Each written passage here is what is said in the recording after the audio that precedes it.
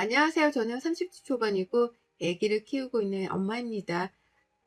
딱 이맘때쯤 벌어진 사건들이 있는데 별로 추억하고 싶은 건 아니지만 그럼에도 불구하고 용기를 내어 한번 제 사연을 많은 구독자분들께 들려드려 볼까 해요. 전 남편과 20대 끝자락에 만나게 되었습니다. 더 젊을 때는 외모를 그렇게 봤었는데 얼굴 다 소용없다고 나이가 어느 정도 차고 결혼 정년기가 다가와서 그런가 뭔가 진중하고 무게 있는 만남을 하고 싶었어요. 그러기 위해선 꼭 외모가 아닌 그 사람의 인성을 보는 게 더 중요하다고 생각을 하면서 이성을 보는 기준이 확 바뀌게 되었습니다. 늘 외모가 제 기준에 차지 않으면 만나지 않았던 제가 점점 외모가 아닌 인성과 성품을 보면서 연애를 하기 시작하니 이전과는 확실히 다른 연애가 시작되었죠. 제 남편과의 연애가 가장 만족스러웠던 연애로 손꼽혔습니다. 안정감 있고 신뢰감 있는 연애란 게 바로 이런 거구나 싶었어요. 남편은 늘 제게 진중한 모습을 보여주면서도 저만이 볼 수 있는 귀여운 모습들도 보여주곤 했었습니다. 그 덕분에 전 남편의 그런 매력에 푹 빠져서 헤어나오지 못했죠. 사람이 적당히 무게가 있으면서도 즐길 줄도 알고 본인 스스로가 어떤 부분에 있어서 가장 매력적인지를 잘 아는 사람이라서 제가 참 사랑하고 좋아했습니다. 이 사람과 연애를 하면서 늘 행복했고 안정적이었기에 전 확신했어요. 결혼은 딱 이 사람이랑 해야 하는 거구나 하고 말이죠. 그렇게 몇 년의 연애를 마침표 찍고 저희가 결혼하게 되었을 때도 참 좋았습니다. 그런데 시댁은 조금 특이한 케이스였어요. 남편에게는 무려 15살이나 어린 여동생이 있었습니다.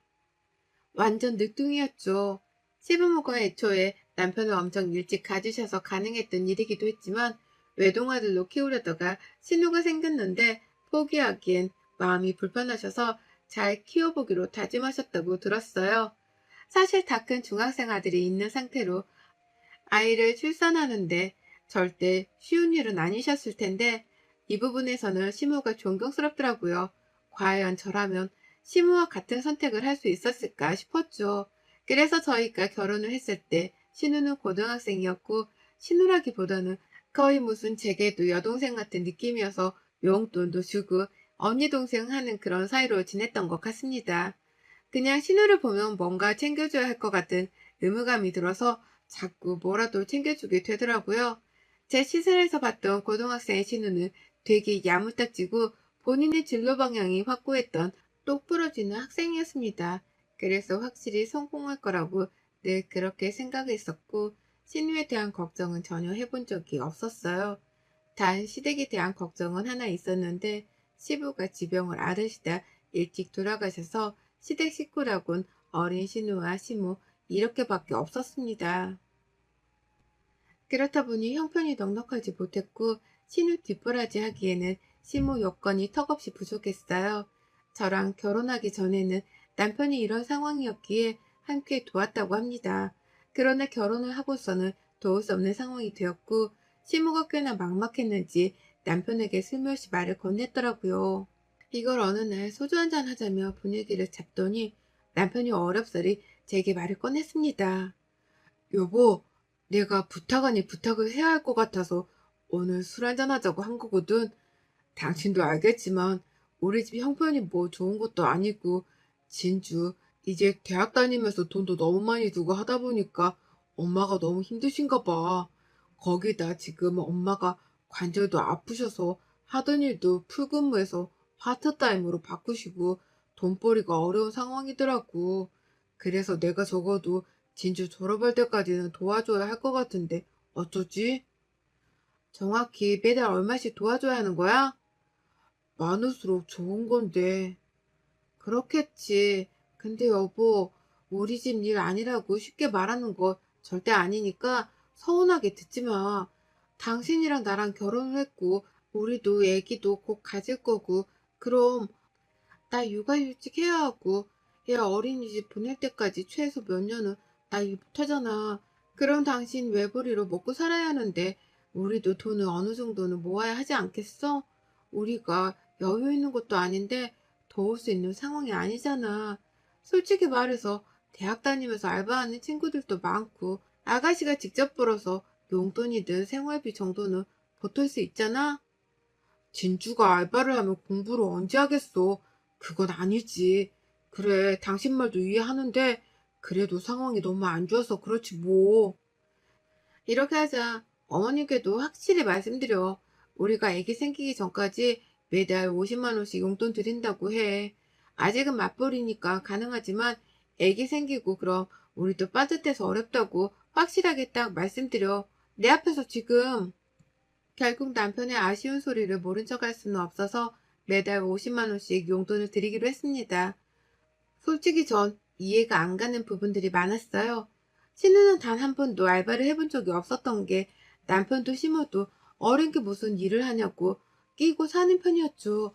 그러다 보니 신우는 애초에 본인이 일을 해서 돈을 벌 생각을 전혀 하지 않았습니다.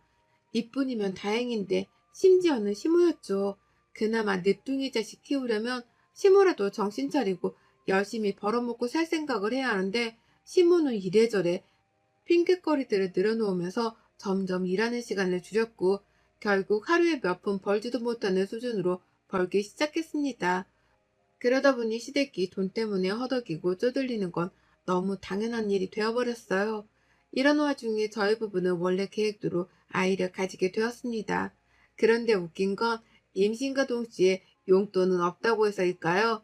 시모는 임신을 달가워하지 않았고 뭐가 그리 급해서 벌써 애를 가졌냐고 오히려 타박을 하시더군요. 황당하기 짝이 없어서 말이 나오지 않았지만 그저 그러려니 했던 것 같습니다. 임신을 한 상황에서도 막달까지 꾸역꾸역 출근을 했고 돈을 열심히 아끼며 모았어요. 이 와중에 혹여나 남편이 저 몰래 시댁에 돈을 보내거나 할까봐 신뢰를 잃는 행동을 할까 걱정이 되어서 아예 돈 관리를 제가 하기로 했습니다. 그렇게 10달 내내 제가 돈 관리를 하면서 시모에게 갖은 잔소리를 들어야만 했죠. 시모는 이유 없는 욕을 했습니다. 근거가 있는 타당한 욕이라면 제가 이해라도 하겠지만 그저 제가 마음에 들지 않고 짜증나서 욕하고 싶으니 아무런 이유를 갖다 붙여 제게 욕을 하는 거예요. 예, 너처럼 그렇게 아끼면서 살면 사람들이 욕한다, 욕해. 적당히 좀 하도록 해라. 어머님, 솔직히 전 아끼는 정도는 아니죠. 적당히 쓰려고 노력을 하는 거죠. 워낙 미천이 없어서 모을 수 있는 때라도 모아야 할 것 같아서요. 인생 어떻게 될지는 모르는데, 안 그래요? 그래, 경제관님이 아주 그냥 똑 부러져서 좋겠다, 너는. 그나저나 돈 관리는 각자 하지. 뭐하러 네가 다 하니? 요즘 젊은 부부들은 다 각자 한다고 하던데. 그거야 부부마다 다 다른 거죠. 그니까 왜 네가 하냐고. 우리 아들이 번 돈까지 왜 몽땅 네가 가져가서 관리를 하냐고. 시모는 심각했어요. 저 정도의 말은 귀여운 애교 수준이었고 그저 제게 어떻게든 욕이 하고 싶어 안달이라도 난 사람처럼 심각할 정도로 괴롭히기 시작했죠. 특히나 돈 관련해서는 더더욱 심각했던 게 제가 돈 관리를 시작하면서부터 본인에게 아예 돈이 올 방법이 없다고 생각해서 그런 건지 더욱 심했습니다. 안 그래도 임신한 후 몸도 힘들고 이전보다 더 예민해져서 짜증 지수도 높아졌는데 시모까지 저러니 더 힘들었어요. 시모는 전화나 카톡으로도 하루에도 몇 번씩 신세 한탄도 늘어놓곤 했습니다. 보통 다 이런 식이었죠. 뭐 하냐, 일이 바쁘냐고 물어보셔. 그렇다, 뭐 괜찮다고 대답을 하면 사는 게 의미 없다며 숨만 쉬어도 배가 고픈 것도 싫고 배가 고픈데 먹을 것도 없는 게 싫고 먹을 거 살 돈이 없는 게 서럽다는 식으로 제게 매일같이 이런 연락을 하셨습니다. 보고 돈 한 푼이라도 보내라는 거죠. 매정하다 하실지 모르겠지만 처음 몇 번은 저도 진심으로 시댁에 좋은 음식들, 좋은 것들 많이 가져다 드렸습니다. 그러나 뒤에서 이딴 걸 왜 주냐, 한우고 나발이고 돈이나 주지라는 뒷말을 하는 걸 들은 후부터 절대 아무것도 주지 않아요. 어차피 뭘 줘도 돈이 아니면 욕먹을 게 뻔하고 하나를 주면 그걸로 만족할 리가 없다는 걸 누구보다 잘 아니까 애초에 모른 척 합니다. 그렇게 임신한 10달 내내 스트레스를 인생에서 가장 많이 받았지만 아이는 무사히 버텨주었고 건강하게 출산했어요. 출산과 동시에 전 퇴사를 했고 3, 4년 정도는 집에서 전업주부로 살기로 했죠. 남편도 저도 이 기간에 아이를 다른 사람 손에 맡기는 건 결사 반대였거든요. 산후조리원에도 2주 정도 있고 싶었지만 한 푼이라도 아끼자는 마음으로 일주일만 있다 나왔는데 있었나 싶었을 정도로 눈 깜짝할 사이에 지나간 조리원 천국의 맛을 아주 잠깐 보고 집에 돌아왔습니다. 그렇게 육아헬이 열렸고 애기랑 매일 지지고 볶으며 살고 있었어요. 아이를 키우다 보면 별의별 일대로 돈을 정말 많이 쓰게 된다는 걸 아실 건데 진짜 돈이 많이 들더라고요. 주변에서 하도 많이 들은 소리라 많이 들겠지 싶긴 했지만 이렇게 많이 들 줄은 솔직히 몰랐습니다. 그러다 보니 제게 쓰는 돈을 줄이게 되었고 그저 남편과 딸아이에게만 퍼주게 되더라고요. 전 어차피 집에서 애나 보는 엄마인데 돈 쓸 일이 뭐가 있겠습니까?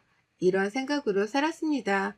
그리고 제게는 비상금 통장이 하나 있었는데 이건 결혼할 때 남편에게도 비밀로 했던 통장이에요. 애초에 결혼할 때도 제가 집도 그렇고 돈을 많이 보탠 상황이기도 했고 살다 보면 어떻게 될지도 모르니 늘 비상금은 꼭 누구든 있어야 한다고 생각을 하거든요. 이게 저한테 쓸 수도 있는 거고 저희 친정집에 일이 있을 때는 남편에게 아쉬운 소리 하지 않고 쓸 수도 있는 거니 말이죠. 그래서 비상금 통장은 몰래 숨겨두고 살았습니다. 어떻게 보면 현명한 거고 어떻게 보면 나쁜 거지만 전 나빠도 소중히 돈을 어느 정도 쥐고 있는 게 맞다고 생각해요. 특히나 경제관념이 부족한 배우자랑 산다면 말이죠. 아이 낳고 육아로 정신없다는 여러 핑계들로 시댁에 가는 걸 꺼려했고 그러기도 얼마 안 된 시점에 시댁에 큰 폭탄이 떨어지고 말았습니다. 막 대학에 진학했던 신우가 임신을 했다는 거죠. 상대는 23살이었고 둘 다 부모에게 용돈 받아 사는 대학생들이었는데 뭐가 있겠어요? 그런데 아이는 절대 포기할 수 없고 결혼을 하겠다는 거였습니다. 시모 역시 신우에게 수술을 강요할 수 없었고 어떻게든 살아보자는 마음으로 신우 시댁분들과 만나고 왔는데 펑펑 우셨죠. 그쪽에서 그러셨다고 해요. 본인들은 찢어지게 가난한 집안이고 무식하기까지 한 집안이라고. 그러니 지원 같은 건 기대도 하지 말고 애를 낳아서 키울 거면 알아서들 하라고 말이죠. 여자가 본인 몸 간수 하나 똑바로 못하고 어린 나이에 애 가진 게 뭐 자랑이라고 지원 있고 뭐고 그딴 소리를 하냐며 보통 성격이 아닌 시모에게 되려 막 뭐라고 했고 결국 시모는 딸 가진 죄인 모드로 찍소리도 못하고 돌아와서는 엉엉 우신 겁니다. 이때 함께 분노했고 화가 나면서도 막막했어요. 딱 보아하니 지금도 돈 때문에 힘든 시댁이었는데 앞으로는 정말 더 하겠구나 싶었습니다. 결국 신우네 시댁 쪽에서는 정말 한 푼도 보태주지 않았고 신우는 결혼식장 비용도 없어서 그저 혼인신고만 급하게 하고 시댁집에 둘이 얹어 사는 걸로 결혼을 하게 되었죠. 신우와 신우 남편이 함께 시댁에 살게 되니 이전보다 생활비는 더 들었고 신우가 병원을 다니면서 또 육아용품을 하나씩 사면서 돈이 점점 더 필요한 상황이 된 겁니다. 결국 우려했던 일은 현실이 되었고 설마 했는데 설마가 사람을 잡았죠. 어느 날 시모가 저희 부부를 불렀고 시댁에 가니 신눈의 부부와 시모가 계셨습니다. 그 자리에서 이렇게 말씀을 꺼내시더라고요.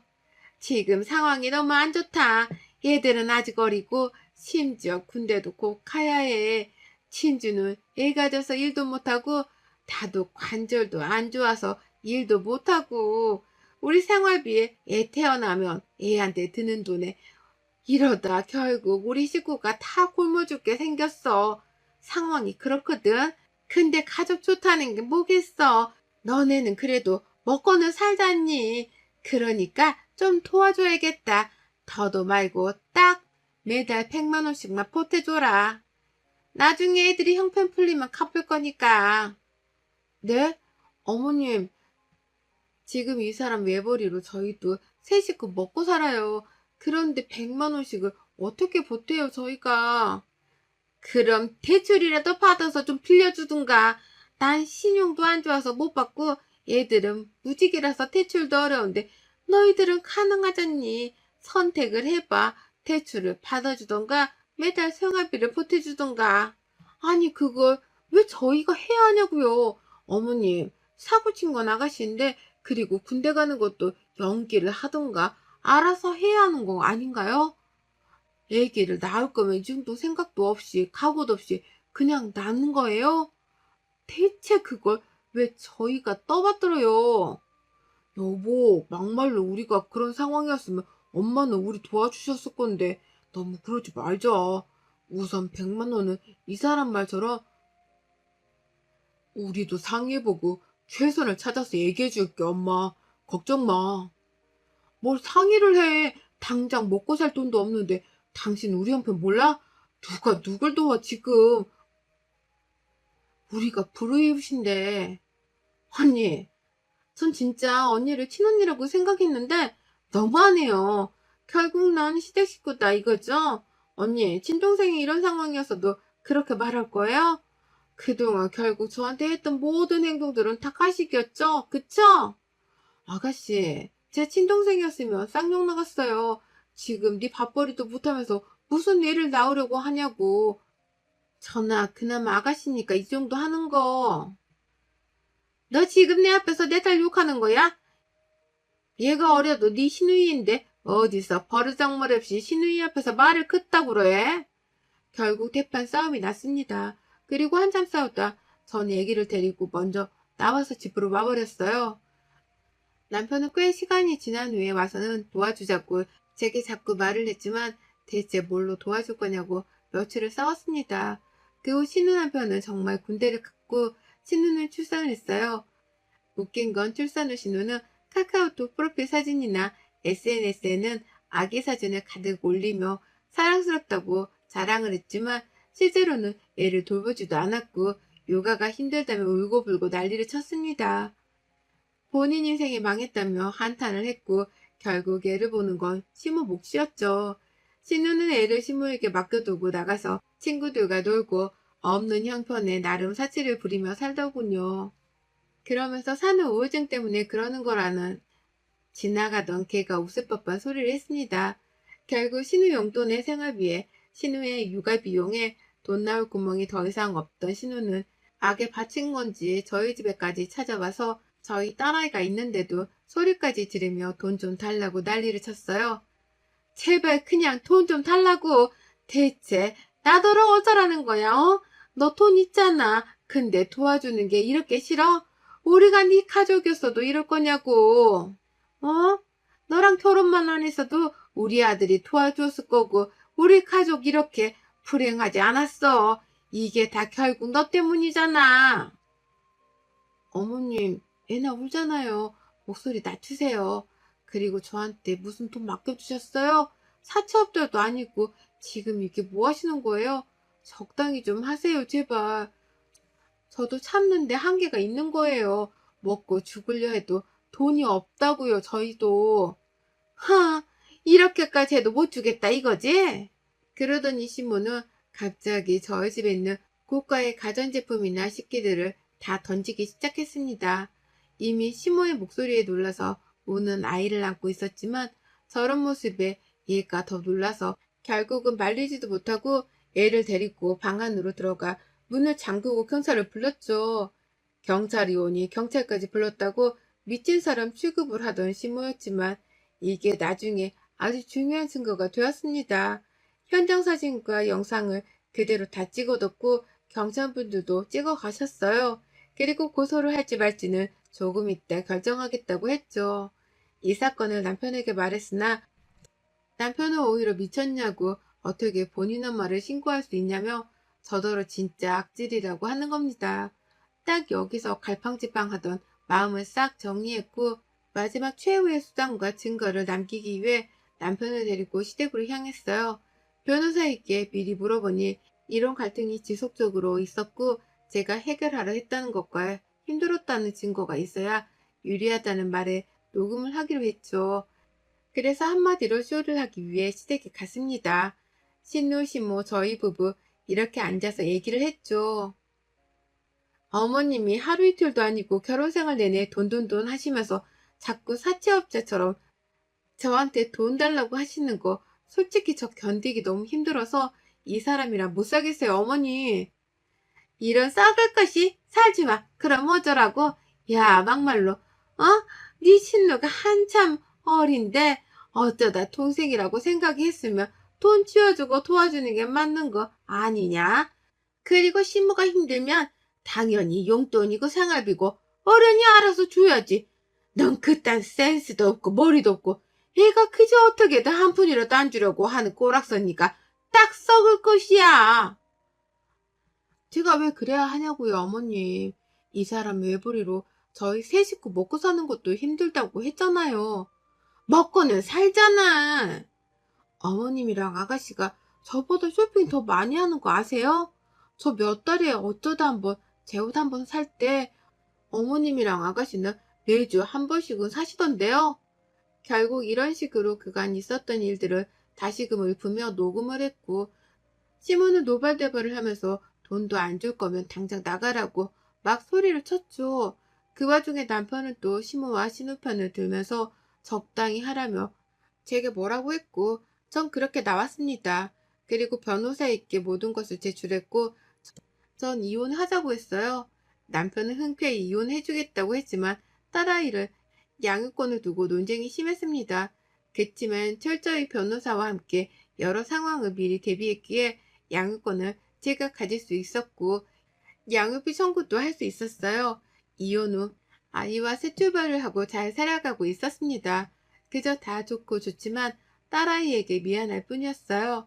그래도 친정집 근처로 아이 이사를 해서 친정 부모님과 자주 만나며 딸아이에게 저와 단둘이 있는 외로운 집이 아닌 북적거리는 가족이 뭔지를 알려주려고 노력했습니다. 그렇게 잘 살던 중 이혼하고 1년도 안 된 시점에 모르는 번호로 남편 놈에게 연락이 왔고 딱 한 번 전화 한 통 하자고 하더군요. 내 꼴 진짜 웃기다. 들어볼래?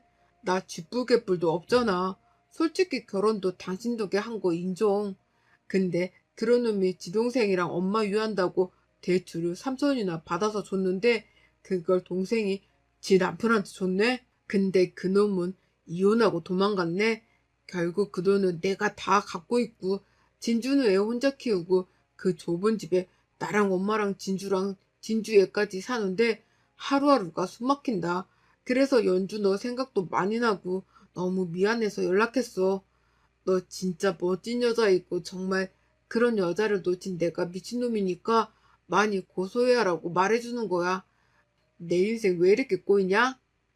당신 그렇게 말하면 내가 뭐 감동이라도 할 줄 알았어? 아직도 날 모르네.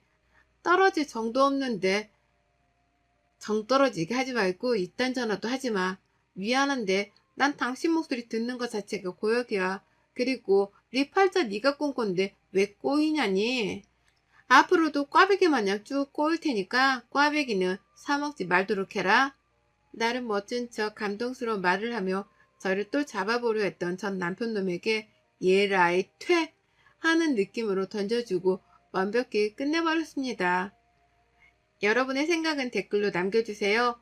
오늘도 시청해주셔서 정말 감사합니다.